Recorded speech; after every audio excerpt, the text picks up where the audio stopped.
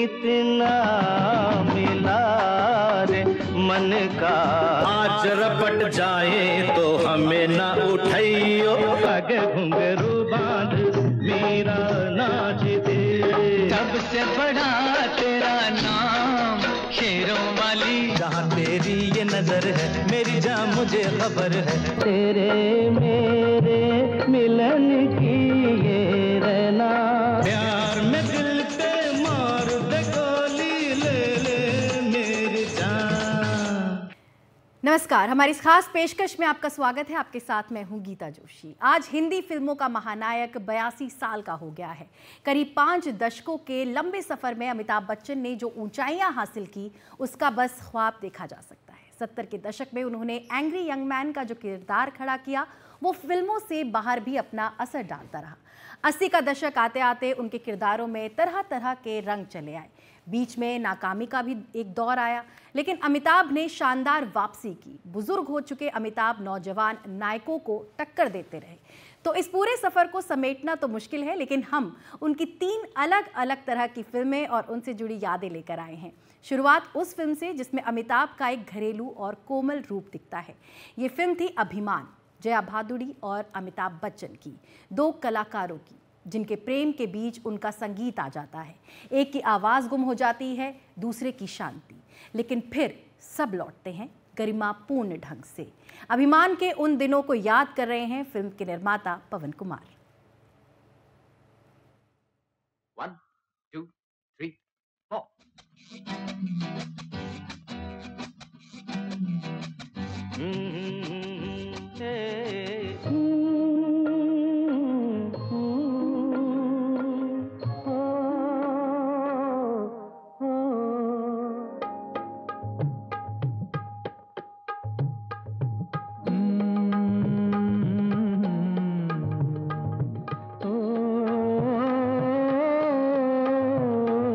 बच्चन जी में तो क्वालिटी है।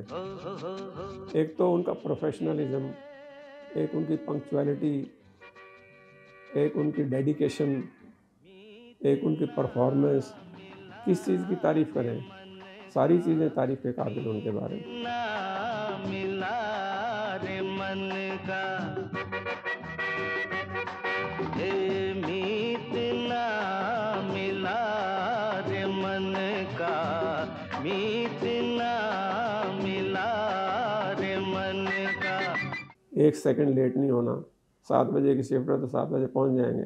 कई बार तो ये होता था कि जैसे मोहन स्टूडियो होता था, उसमें हम लोग मोस्टली शूटिंग करते थे सेट की।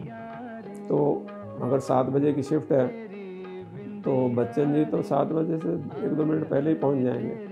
देख रहे हैं अभी ना डायरेक्टर आया, ना प्रोड्यूसर आया है ना कैमरामैन आया।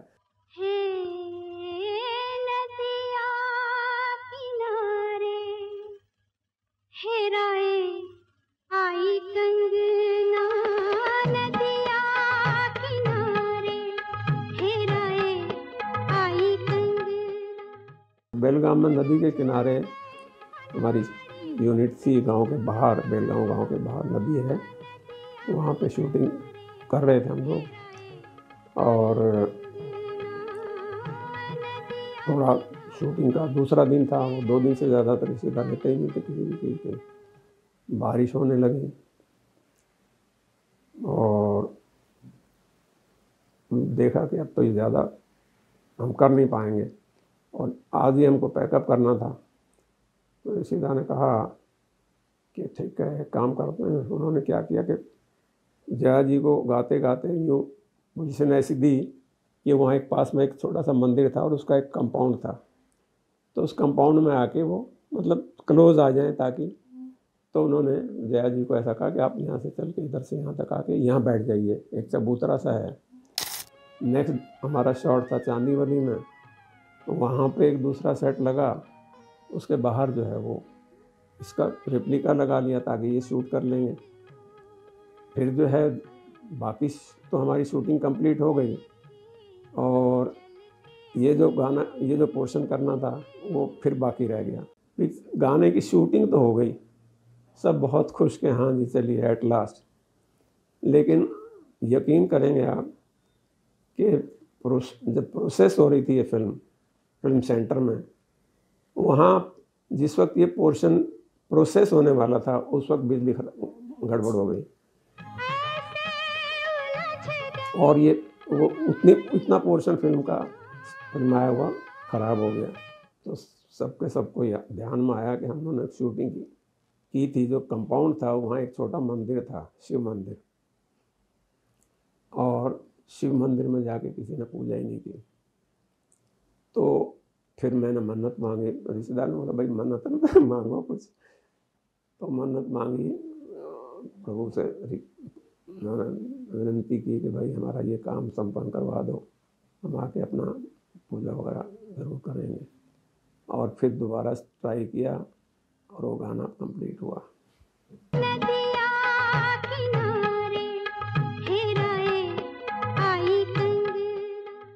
जो सबसे ज़्यादा हिट हुआ था फिल्म में गाना वो था तेरे मेरे मिलन की ये रहना, जो लास्ट में क्लाइमैक्स में आता है। तेरे मेरे मिलन की ये रहना, ओ तेरे मेरे मिलन की ये रहना। शूटिंग के वक्त तो क्लाइमैक्स का ये जो गाना पिक्चराइज हुआ था वो एक यहाँ मातृश्री बिरला मातृश्री है बॉम्बे हॉस्पिटल के पास, उसमें हुआ था। और हकीकत ये थी कि लोगों के खुद के जो हम लोग थे उनको भी आंसू निकल रहे थे जब ये गाना चल रहा था, मतलब जब ये गाना पिक्चराइज हो रहा था तो उसमें एक्चुअल आंसू लोगों के निकल रहे थे, हाथ का चौक हो रहा था कलेजा।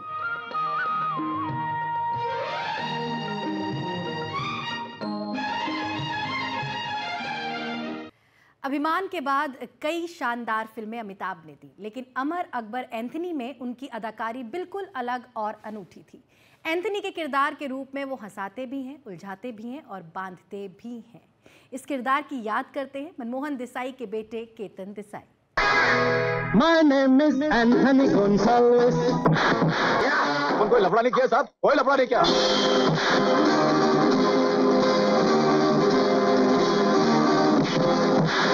रूफ महल प्रेम गली खोली नंबर 420।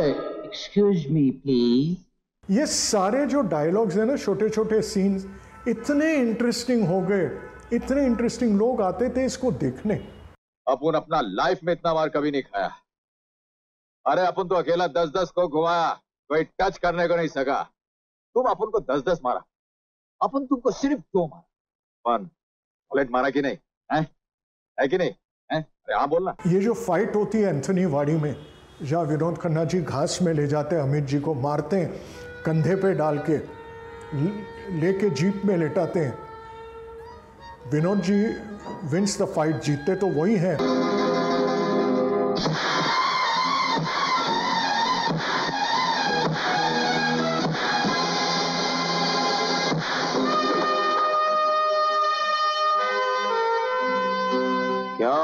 क्या हुआ? अबे तू तो इस मोहल्ले का दादा है, चलो उठ। इतना हुआ हो गया था, कैसे हो सकता है? विनोद जी कैसा जीत सकते हैं? Amit ji is the main hero. Suman ji ने सिर्फ एक चीज़ कहा कि ये बड़ा भाई है, बड़ा भाई छोटे भाई को मार सकता है, और वो इंस्पेक्टर है, ट्रेनिंग ली हुई है उसने, ये सॉलिड है, दादा है, लेकिन उसने साइंटिफिक ट्रेनिंग ली होगी फाइट की।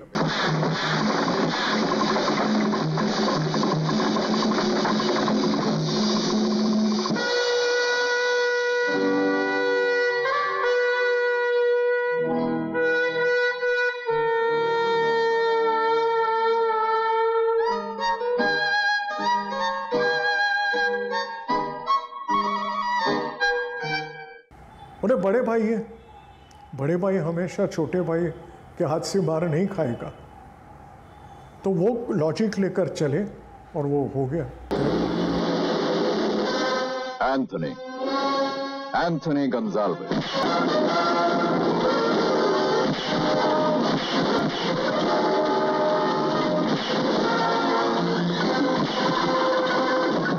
मनमोहन जी के एक एसोसिएट डायरेक्टर है, आज भी है, अनिल नागरथ जी। तो अनिल नागेश, जो मैं कहता हूँ मनमोहन जी के करियर में बहुत बड़ा कंट्रीब्यूशन रहा, उनका योगदान बहुत बड़ा रहा। उन्होंने कहा ऐसा ऐसा सीन है, तो बोले यार ये कमाल का आइडिया है। कादर साहब को बुलाया, कादर साहब आए, बोले यार ये ऐसा सीन लिख। बोले मनमोहन जी शीशे से बात करेगा? बोले लिख। बोले हाईलाइट सीन है। अनिल जी को, उनके एसोसिएट डायरेक्टर को कॉन्ग्रेचुलेट किया, बोले क्या सीन लाए यार, टेरिफिक। तो अमित जी को बुलाया, बोले अमित ये अरे क्या बात कर रहे हो यार, मंजी बर्बाद हो गए। अरे बोले कोई नहीं कर सकता, सिर्फ आप कर सकते हो और कोई नहीं कर सकता। तो अमित जी कहते हैं ट्राई करेंगे, कहते हैं ट्राई नहीं, you will do it, I know. तो बोले ठीक है, बोले करूँगा मैं तो एक टेक में करूँगा। और सर एक टेक में किया उस आदमी ने सीन, आज भी वो सीन हिस्ट्री है। एक्सक्यूज मी, हिलता काय कोई भाई, खड़ा रहने का है, study study study study study. देख माइन, ये तो चलेगा, लेकिन चिल्लाने का नहीं। क्या अब उनका गुस्सा बहुत ज्यादा है, चिल्लाने का नहीं।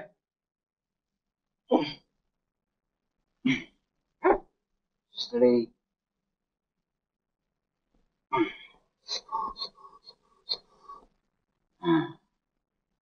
जलता है ना, वो तो जलेगा ही, इसीलिए तेरे को बोला है दारू नहीं पीने का है, दारू बहुत खराब चीज है।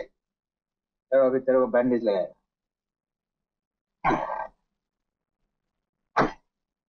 हाँ, कल सुबह तक सब ठीक हो जाएगा, फिक्र नहीं करने का, ठीक है, बिल्कुल नहीं करने का। ओके,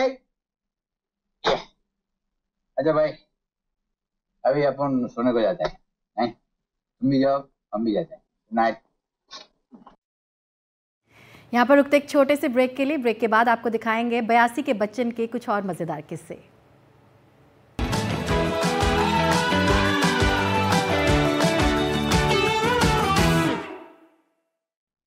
चलो अभी तेरे को बैंडेज लगाएगा।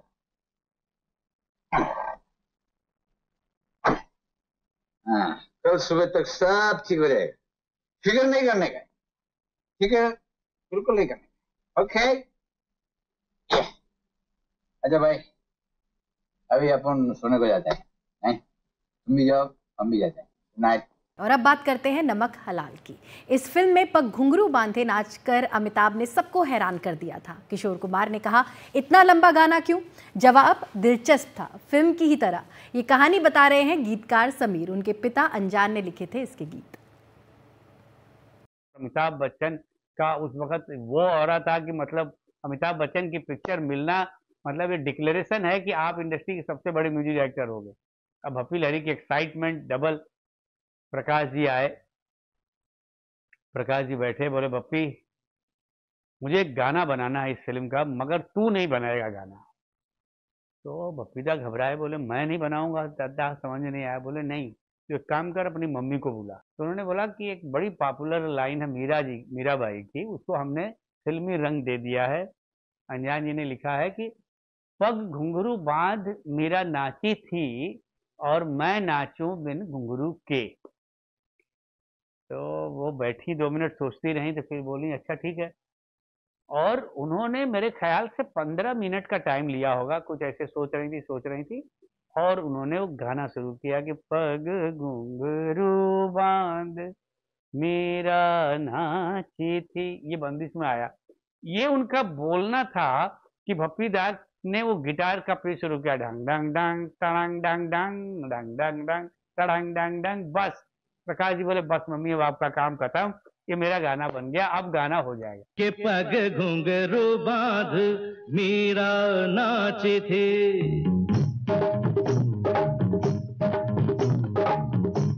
के पग घुंघरू बांध मीरा नाची थी और हम नाचे बिन घुंघरू के पग घुंघरू बांध मीरा नाची थी। वो तीर भला भला किस काम का है जो तीर निशाने से झुके झुके झुके रे। इसकी एक और कहानी मुझे याद आती है कि जब मैं इसकी रिकॉर्डिंग में गया तो किशोरदा आए तो डैडी को बोला, जान तू यार कितने लंबे लंबे गाना लिखता है, ये वो, प्रकाश को बुलाओ, प्रकाश को बुलाओ। अब प्रकाश जी बुलाए गए। प्रकाश जी से उन्होंने बोला कि यार प्रकाश तू इतने लंबे लंबे गाने मुझसे क्यों गवाता है? तो उन्होंने देखो दादा आपकी कोई चिंता की बात नहीं, मैं बताता हूँ रीजन क्यों आपसे लंबे गाने में गवाता हूँ। एक तो आप बहुत लंबा पैसा लेते हो, तो आपसे छोटा गाना गवाने का मेरा दिल नहीं होता कि यार एक आदमी को इतना पैसा दे रहे हैं तो वो वर्थ होना चाहिए गाना। बोले अच्छा और क्या कारण है? बोले दूसरा कारण है कि मेरा हीरो बड़ा लंबा है और लंबे हीरो को छोटा गाना देना वो बड़ा अनजस्टिफाइड है, तो इसलिए मैं। अब वो मुस्कुराए, बोले अच्छा ये चक्कर है, चलो भाई चलो अब शुरू करो, 2 महीने की रिकॉर्डिंग, चलो अब धीरे धीरे करते हैं, कोशिश करते हैं। प्रकाश ने ऐसी बात कह दी कि अब मुझे इसको गाना पड़ेगा। के पग घुंघरू बांध मेरा नाची थी, पग घुंघरू बांध मेरा नाची थी, नाची थी नाची थी नाची थी। हाँ के पग घुंघरू बांध मेरा नाची